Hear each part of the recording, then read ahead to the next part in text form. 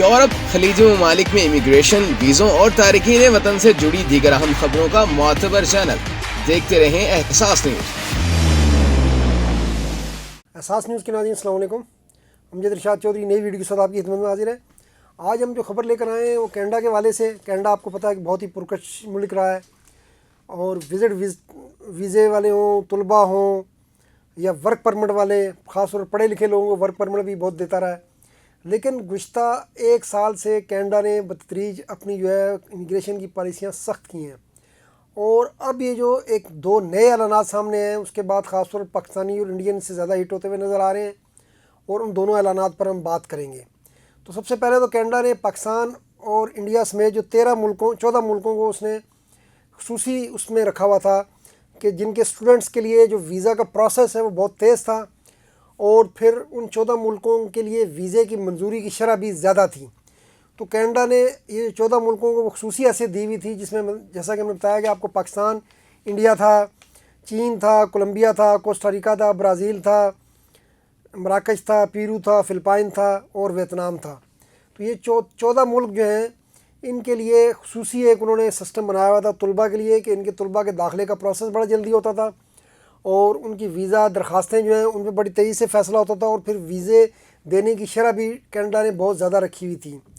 تو یہ سلسلہ اب جو ہے کینیڈا نے فوری طور پر ختم کرنے کا اعلان کیا ہے، اور کہا ہے کہ پاکستان، انڈیا سمیت یہ جو باقی 12 ملک ہیں، ان 14 ملکوں کے طلباء کے ساتھ بھی وہی جو نارمل طریقہ ہے جو باقی ملکوں کے طلباء کے لیے وہی اپنایا جائے گا. تو اس کا مطلب یہ ہے کہ ایک تو ویزا پروسیس میں تاخیر ہوگی، اور دوسرا یہ ہے کہ ویزے کی جو منظوری کی شرح ہے، ظاہر ہے کیونکہ یہ خصوصی اس میں شامل تھے تو ویزے زیادہ ملتے تھے، تو وہ بھی اب جو ہے وہ اس سے متاثر ہوں گے.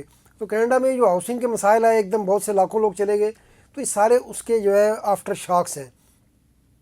اس سے پہلے جو ہے ظاہر آپ کو پتہ ہے کہ کینیڈا کے وزیر اعظم نے اعلان کیا تھا کہ جی 35% جو ہے جو ورک پرمٹ ہیں وہ 2025 میں انہوں نے کم کر دیے تھے. تو اب یہ طلباء کا معاملہ بھی ظاہر ہے اس پہ ویزے کم ہو جائیں گے، پاکستانی، انڈینز اور یہ باقی جو 12 ملک دو ہیں ان کے لیے.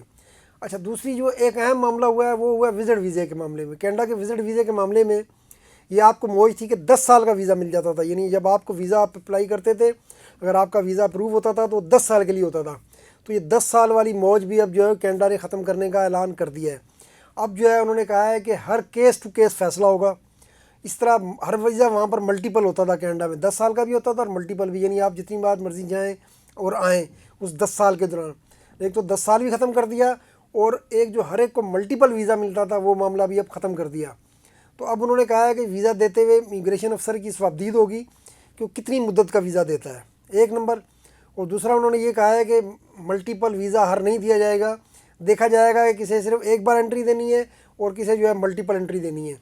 تو اس کے لیے انہوں نے جو پیرامیٹر دیے ہیں اس میں ایک پیرامیٹر تو خیر پاکستان کے خلاف جاتا ہے. وہ یہ ہے کہ جی وہ دیکھتے ہیں، انہوں نے کہا جی ویزا افسر یہ بھی دیکھے گا کہ جس ملک کا شہری یہ اپلائی کر رہا ہے ویزے کے لیے، اس کے معاشی اور سیاسی حالات کیسے ہیں.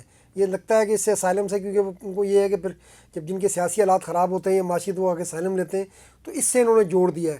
تو اس کے نتیجے میں خدشہ یہ ہے کہ خاص طور پر پاکستانیوں کے ویزوں کی، وزٹ ویزوں کی شرح بھی مجھے لگتا ہے کہ بہت گر جائے گی.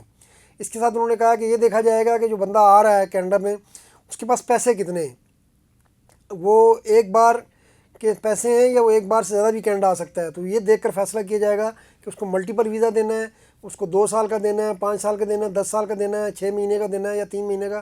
تو یہ اس کی مالی حیثیت دیکھ کر بھی یہ فیصلہ کیا جائے گا. ایک تو ملک کے حالات، پھر اس کے بندے کے اپنے حالات، پھر اگر اس کو کوئی اسپانسر کر رہا ہے تو یہ دیکھا جائے گا کہ جو اسپانسر کر رہا ہے اس کے مالی حالات کیسے ہیں، اس کا کاروبار ہے، ملازمت کر رہا ہے، وہ وہاں کینیڈا میں فارغ بیٹھا ہوا ہے.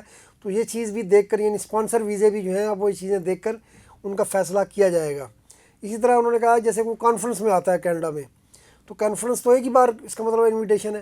تو اب پہلے بھی اسے بھی 10 سال کا مل جاتا تھا، یعنی آپ کسی کانفرنس میں جا رہے ہیں، آپ اپلائی کرتے ہیں تو 10 سال کا ملٹیپل ویزا مل جاتا تھا.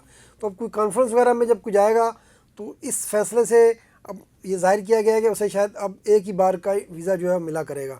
تو اس سے اب وزٹ ویزا والوں کو مسائل ہو جائیں گے. ظاہر ہے ایک تو بار بار اپلائی کرنا پڑے گا، کبھی ویزا لگے گا کبھی نہیں لگے گا، ویزا فیس بھی الگ سے بھرنی پڑے گی، اور اب یہ جو ہے ان کے لیے مشکلات جو ہیں وہ بڑھ جائیں گی، خاص طور پر جو کینیڈا کے سفر کرنا چاہتے ہیں.